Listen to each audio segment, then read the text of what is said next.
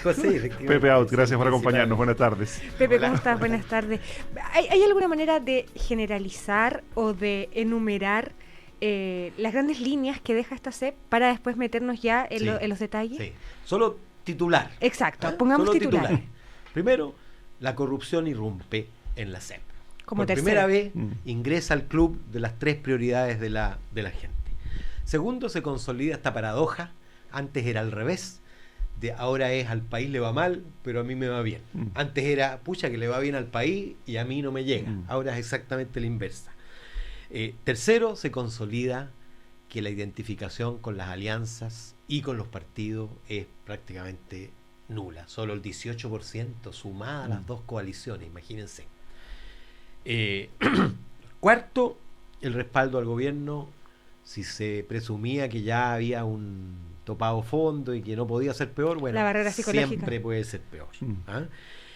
Quinto, las evaluaciones y los primeros escenarios presidenciales, porque es la primera vez que se mide en encuesta en este periodo de gobierno, Exactamente. el próximo periodo presidencial, y yo te diría que por primera vez no da señales la encuesta CEP de lo que va a ocurrir en la próxima elección. Antes de ir al detalle, Pepe Out, las primeras láminas de la encuesta CEP, que casi pasan inadvertidas, habla de una percepción del ciudadano, especialmente respecto de la situación económica, que a mí me parece desastrosa. O sea, leía, por ejemplo, cómo califica usted la situación económica del país. Apenas un 8% la considera buena, 48% mala o muy mala. Desde la crisis del año 2007 que no teníamos estos números. Efectivamente, incluso te diría yo que la percepción del estancamiento es mayor que cuando había efectivamente un estancamiento o cuando había efectivamente una recesión. Recesión técnicamente se entiende cuando hay crecimiento negativo. Claro. Todavía nosotros tenemos un crecimiento positivo, será bajo pero es positivo, y sin embargo las cifras, yo te diría que eso vale para todo, ¿eh? Vale para las instituciones, vale incluso para la corrupción, porque si tú te fijas, la corrupción aparece como una cuestión central. Hace pocos años era marginal, y sin embargo cuando la gente le preguntan si ha tenido experiencia de corrupción, la variación es muy pequeña. Experiencias personales, no como que alguien le haya ofrecido plata, claro. No tiene que ver con la experiencia, tiene que ver con la centralidad que ocupa en mi mente, en mi mate, las denuncias de corrupción. Perdón, y el 68% dice que esto no va a cambiar y el 21% que va a empeorar. Exactamente, no, la desesperanza es el... Y esto no vale solo para la cuestión económica. La misma pregunta para la crisis política, por la evaluación de la política que está en crisis, dice la gran mayoría, y luego dice en los próximos 12 meses o se mantiene mal o empeora. Ya, quedémonos en el primer titular, porque yo tengo la sensación de que la corrupción aparezca como tercer lugar de prioridad o de preocupación para los chilenos cruza todo el resto de los resultados, porque tiene que ver con el descrédito, con la desesperanza. Quedémonos ahí. Porque el gobierno ha dicho insistentemente que ha puesto el punto sobre las IES, ¿no? Mandó un proyecto, hizo una comisión. ¿Qué pasa con la corrupción? Bueno, primero nadie sabe lo que se hizo. Y esto suele ocurrir con casi todas las cosas que ha hecho mi gobierno. Porque el gobierno va de una en otra con una velocidad pasmosa. No alcanza a la gente, ni siquiera nosotros, y ni menos el gobierno, a digerir, a difundir, a socializar la transformación que se hizo, y ya está emprendiendo la siguiente. Entonces al final cubrieron las noticias una semana, y las medidas que se tomaron son brutales. O sea, si tú analizas el paquete entero propuesto por la Comisión Engel, parte importante de lo cual se aprobó como reforma, es otra política la que va a haber en el futuro, pero esa percepción no está instalada. Exacto. Pocos saben, por ejemplo, que alguien que haga cosas como la que han hecho algunos y que están puestos en la justicia por eso, estarían hoy día destituidos. Y destituidos del cargo, no dependiendo de cuál es la magnitud de la pena. Tú sabes que solo hay destitución hoy día cuando tiene más de 3 años y un día. En fin, hay un conjunto de cosas. Nadie sabe, por ejemplo, que las empresas ya no pueden dar dinero a la política y a los partidos. Y si alguien recibe dinero de empresas, puede ser destituido de su cargo. Pero yo te digo que eso tiene que ver con esta especie de compulsión, de aceleración extrema de casi como avalancha, de que tenemos un programa tan variado, tan completo y queremos hacerlo todo, incluso más. Y eso explica también el 15% histórico de aprobación en los gobiernos, de desaprobación en los gobiernos democráticos de... No, yo creo que la caída, bueno, la caída tiene un hito que es febrero trágico, Caso Cabal. Cabal, y eso implicó la pérdida de un elemento clave. Yo te diría que era el elemento fundante del liderazgo de Michelle Bachelet, que era confianza, credibilidad. Y claro, cuando se cae confianza y credibilidad, empiezan a ser evaluadas las otras cosas. Liderazgo, capacidad de gestión, capacidad de formar buenos equipos, gestión cotidiana, etcétera. Y en esos ámbitos, claro, no está bien evaluada, de hecho, y eso ha hecho que la cosa baje.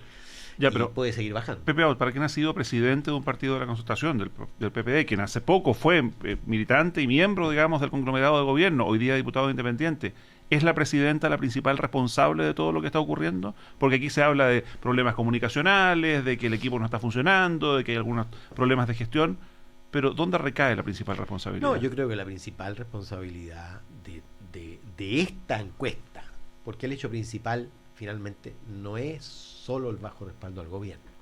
El hecho principal es la pérdida de confianza de la ciudadanía en la política y fíjate, el Congreso, el Senado, la Cámara, el gobierno, la alianza, el Chile Vamos y también la nueva mayoría, en fin, ¿para qué decir los partidos? Si yo te mostrara, porque eso no lo publican ya, es tan malo que ya no se publica. Sí, claro. Porque los partidos, el que más anda en 3 y algo por ciento y casi todos entre el 1 y el 2. Entonces, y yo te diría que el principal responsable es la corrupción. A ver, pero Pepe, o la corruptela. Antes... Que se descubrió extensa. Fíjate pero es que acá el 80% cree que bastantes políticos o todos los políticos están involucrados. Entonces la política en su conjunto. Pero puede seguir bajando. Puede seguir bajando, dijiste. Puede bajar del 15%. Por supuesto que puede seguir bajando.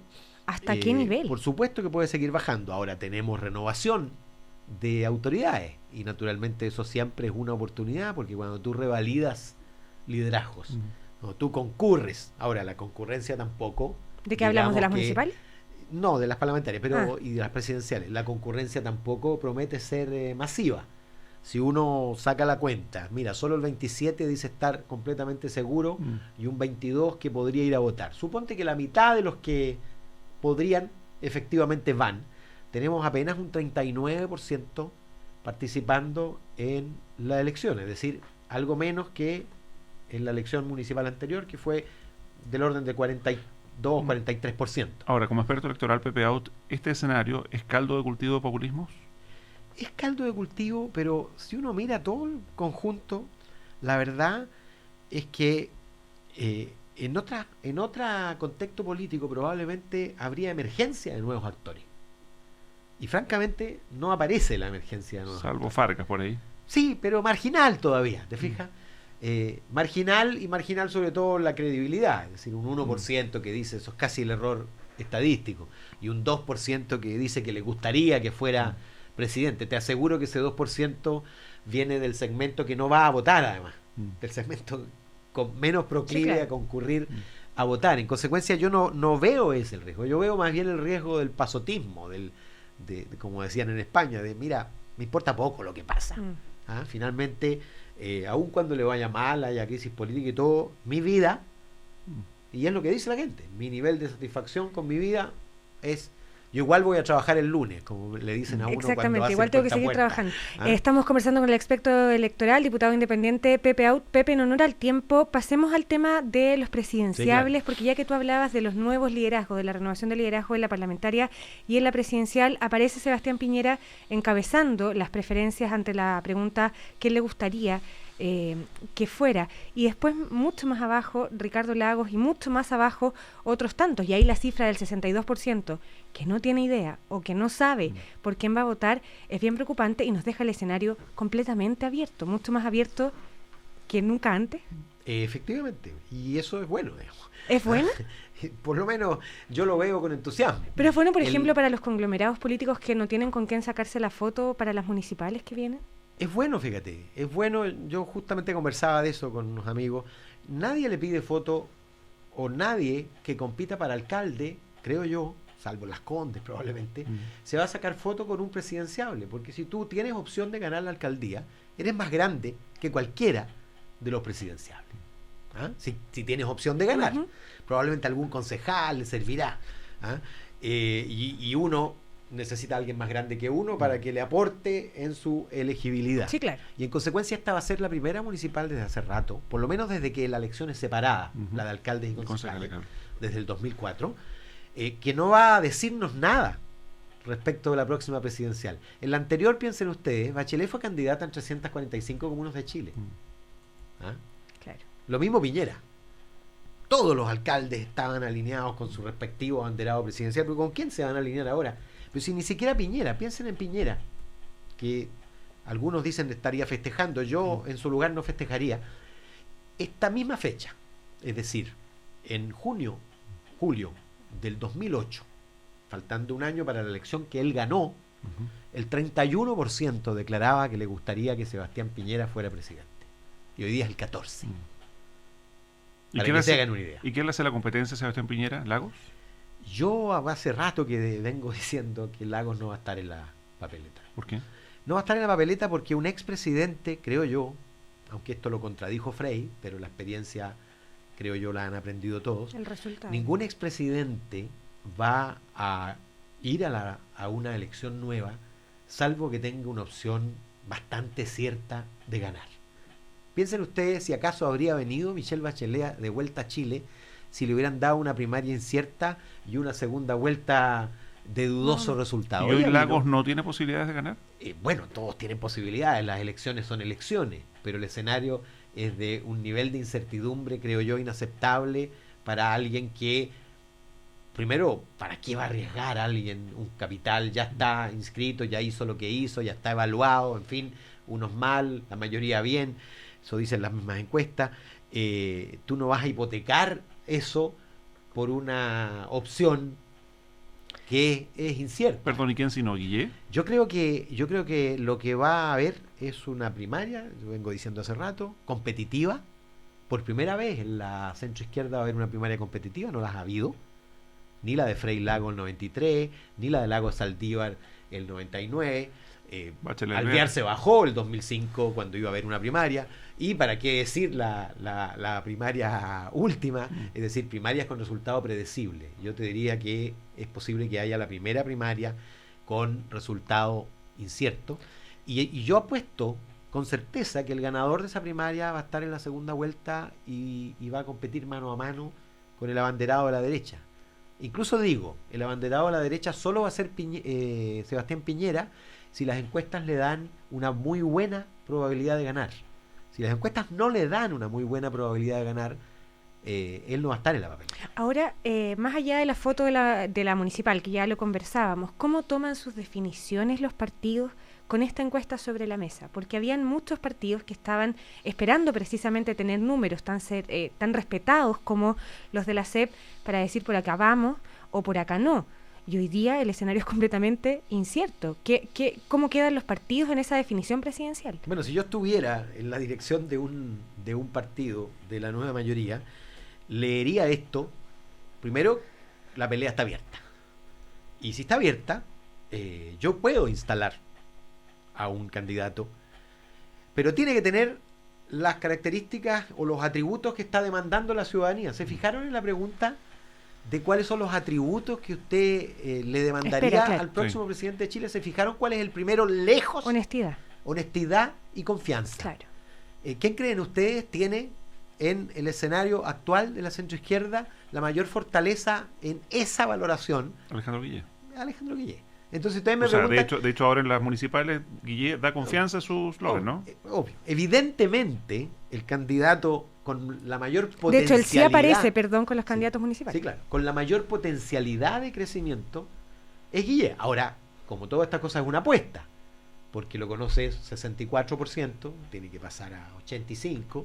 Segundo, porque no se ha mojado todavía, es decir, no ha hecho sus apuestas, no ha dicho esta boca es mía en esto y en esto, y en consecuencia está por verse cuál es su juego y su resultado, pero sin duda cualquiera que tuviera que apostar, naturalmente le pondría fichas a Alejandro Guille.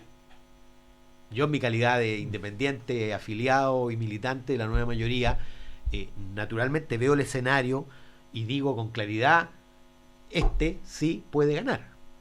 Yo sé positivamente que al único candidato al que le teme Sebastián Piñera es Alejandro Guille. ¿Y saben por qué? Porque es justamente fuerte donde él es débil. Que es en los atributos, que en los atributos. Exacto, que el atributo en que Piñera es débil, ya, pero es fuerte. Y con el resto del listado de los personajes políticos con más futuro. Bueno, yo donde creo está Isabel Allende, donde está Mariana Aylwin. Yo creo que Carolina Goich va a ser candidata por la que es una de las figuras de la DC que irrumpe si de yo alguna estuviera manera. en la democracia cristiana, naturalmente, y mi presidente marca como el presidente mejor evaluado y con bajo nivel de conocimiento todavía, por supuesto yo apostaría con todo, digamos. Claro, Mariana Aylwin está en la misma circunstancia, pero favorecida por el reciente fallecimiento de don Patricio, además en un posicionamiento que es muy disfuncional al sentido común demócrata cristiano de hoy día. En consecuencia, yo creo que Carolina Goich tiene el camino abierto. Pepe Out, más allá del diagnóstico, de este desglose que hacemos de la encuesta que nos entrega precisamente eso, un panorama, una foto de lo que está pasando en Chile hoy día, y ahora te lo pregunto no como experto electoral, sino como diputado, como parte de lo que se llama la clase política. ¿Nada de esto se previó? ¿Las cosas se hicieron tan mal para llegar a este nivel de desesperanza, de insatisfacción, de descrédito? Mira, es difícil, como decía Vargas Llosa. No como experto electoral, no, como... es difícil identificar cuándo se jodió el Perú, porque en estas cosas siempre hay pequeñas cuestiones que van penetrando. Por ejemplo, yo creo que la principal razón es esta imbricación incestuosa entre el dinero y la política. Es decir, porque se cuestionó, y con fundamento, la razón principal. O sea, tú me representas a mí o representas a otro que es el que paga las campañas, claro, financia, tiene acceso privilegiado, etcétera. Y yo te diría que lo que hubo es una desesperación, lo digo en positivo, no tan, aunque es crítico, me hago parte también de eso, una desesperación de la concertación y de los políticos en general por validarse frente al ejército, naturalmente, y frente al empresariado. Y en esa necesidad de validarse, que era necesaria para la transición, porque la desconfianza desde el otro lado era brutal y obviamente se necesitaba del ejército y del empresariado. Yo diría que muchos le encontraron el gustito a eso y se perdió el centro de la cuestión. Olvidándose de la ciudadanía, de parte, ¿no? Exactamente, que es la representación de la gente. Yo creo que la gente, como dicen, cachó eso.